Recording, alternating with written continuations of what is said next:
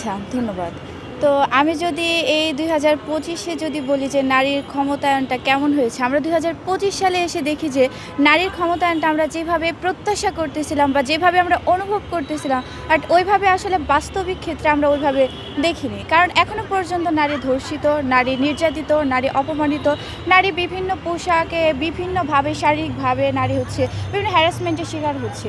আমরা যদি সাম্প্রতিক কয়েকটা ঘটনাও বলি যে একটা ক্লাস 4 এর পড়া একটা বাচ্চা মেয়ে, তার সাথেও যদি এরকম শারীরিক হ্যারাসমেন্ট করা হয়, সে ধর্ষণের শিকার হয়, তাহলে আমরা কিভাবে নিরাপদ?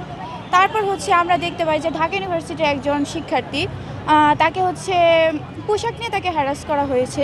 তো তখন দেখা গেল কি যে এটা তাকে যে হ্যারাস করলো, এটা নিয়ে কেউ ওরকম প্রতিবাদ না করে একদল কী করলো, তারা হচ্ছে যে হ্যারাস করলো তাকে অ্যারেস্ট করার পর তাকে বের করে আনলো, তাও আবার ফুলের মালা দিয়ে। তো অবশ্যই এটা আজকে আমি স্মরণ করি যে এটা নারীকে খুব মানে খুব ঘৃণিতভাবে হচ্ছে অপমান করা হলো।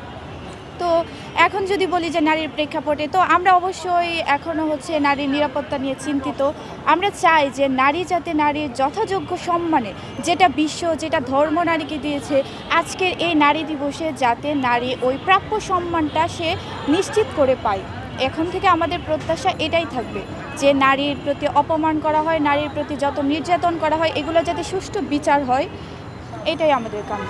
বাংলাদেশের জাতীয় কারণ আমাদের নারী শক্তির একটা জাগরণ, বিস্ফোরণ ঘটেছে এই ২৪-এর গণ অভ্যুত্থানে।